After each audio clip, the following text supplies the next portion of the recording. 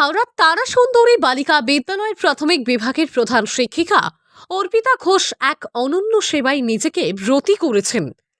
নিজের ছেলের চিকিৎসা করাতে গিয়ে বিভিন্ন জায়গা থেকে শিক্ষা নেওয়া, তারপর বিভিন্ন পরিবারের পাশে দাঁড়িয়ে শিশুদের সুস্থ করছে একজন শিক্ষিকা অর্পিতা ঘোষ।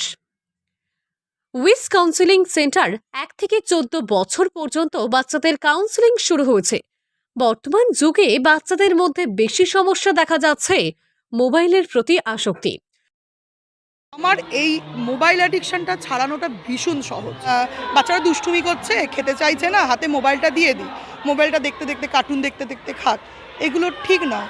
এই আস্তে আস্তে কার্টুন দেখতে দেখতে দেখতে দেখতে ওদের একটা কোথাও একটা আমরা তো মানে একটা কোনো কিছু রপ্ত করি খুব শিশু বয়স থেকেই, সেটা ওদের মধ্যে মনে হয় এটা ছাড়া আমি খেতে পারবো না, মোবাইলটা যতক্ষণ না দেখবো আমি খাবো না।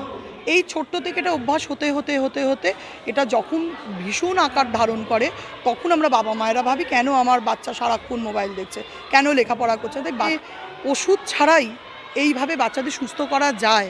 বাবা মায়েদের অ্যাকচুয়াল আমরা দেখছি বাবা মায়েরা ব্যস্ত হোক, আমি বলছি না ভীষণ পরিমাণে কোয়ান্টিটি টাইম দিক, কিন্তু কোয়ালিটি টাইম দিতে হবে।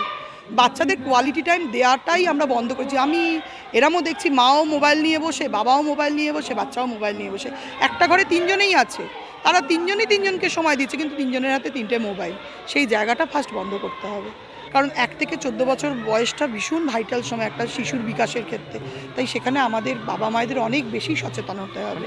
একটা শিশুকে মানুষ করতে গেলে শিশুর মতন হয়ে উঠতে হবে। শরীরের রোগ তো আমরা বুঝতে পারি, কিন্তু মনের রোগ কী করে বুঝবো? দেখেছি আমাদের 2 বা 3টে কাউন্সেলিংয়ের মাধ্যমেই আমাদের বাচ্চা মূল স্রোতে ফিরে এসেছে।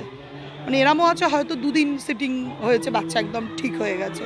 আবার যারা মানে বাবা মায়েরা সহযোগিতা করেন, সেখানে 2 বা 3টে কাউন্সেলিংয়ে একদম বাচ্চা ঠিক হয়ে যায়। বাচ্চাটাকে এন্টারটেন করার সুযোগ দিতে হবে, যাতে বাচ্চাটার মনে হয় না মোবাইলের থেকে আমার এই জিনিসটা করতে তো বেশি ভালো লাগছে। সেই জায়গাটায় বাচ্চার যে প্রয়োজনীয়তা সবথেকে বেশি জানে তার বাবা মা, সবথেকে বেশি জানে তার বাবা মা। তাই বাবা মাকে অনেক অনেক বেশি সচেতন হতে হবে। সাধারণ বাবা মায়েরা সেটা সহজেই বোঝেন না বাচ্চারা কি চায়, তাদের উপর সবকিছু চাপিয়ে দেওয়া হয়। বাচ্চাদের সমস্যা বোঝার জন্য এই বিষয়ে ট্রেনিং দেওয়া শুরু। এইভাবে অনেক বাচ্চাদের মূল স্রোতে ফিরিয়ে আনা সম্ভব হয়েছে। বাচ্চাদের লেখাপড়া শেখানোর জন্য মানসিক সুস্থতা সবার আগে দরকার, আর তাই তারাসুন্দরী বালিকা বিদ্যালয়ের প্রাথমিক বিভাগের প্রধান শিক্ষিকা অর্পিতা ঘোষের এই উদ্যোগকে সাধুবাদ জানিয়েছেন সকলেই। উইশটা আমার একটা স্বপ্ন বলতে পারেন।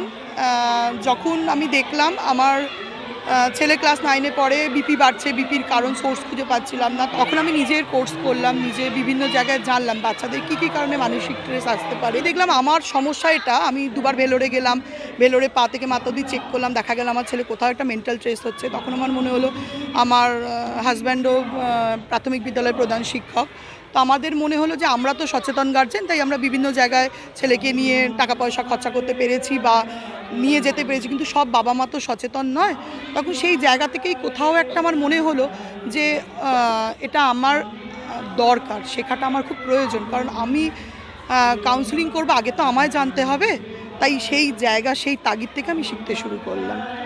সেই শেখার পর আমি সার্টিফিকেট কোর্স করেছি এবং আমি এক জায়গা থেকে আমি ডক্টরেট উপাধিও পেয়েছি এডুকেশন এবং চাইল্ড কাউন্সেলিংয়ের জন্য। তো এটা আমার একটা স্বপ্নের জায়গা আমি পেয়েছি, এবং আমার স্কুলের যারা শিক্ষিকারা আছেন তারা ভীষণ ভালো, সকলের সহযোগিতামূলক কাজ করেন। আমাদের স্কুলের বিভিন্ন বাচ্চা যে বিভিন্ন সমস্যা আসে, আমরা স্কুলেই সেগুলো সমাধান করি, কিন্তু স্কুলের বাইরে যারা, তাদের কি করে আমরা সমাধান করব, সেই জন্য আমাদের উইশ চাইল্ড কাউন্সেলিং সেন্টার করা হয়েছে। সেখানে সকলেই আমাদের সহযোগিতার হাত বাড়িয়ে দিয়েছেন। তো আমি চাইবো সকলে পাশে থাকুন, যাতে বাচ্চাদের শুধুমাত্র লেখাপড়া না, তাদের শারীরিক মানসিক দুটোর, শারীরিক মানসিক এবং পড়াশোনা 3টে একাকৃতভাবে একসাথে একত্রিতভাবে তার সাফল্য কামনা করব। রাকেশ মাইতির রিপোর্ট, লোকাল 18 বাংলা।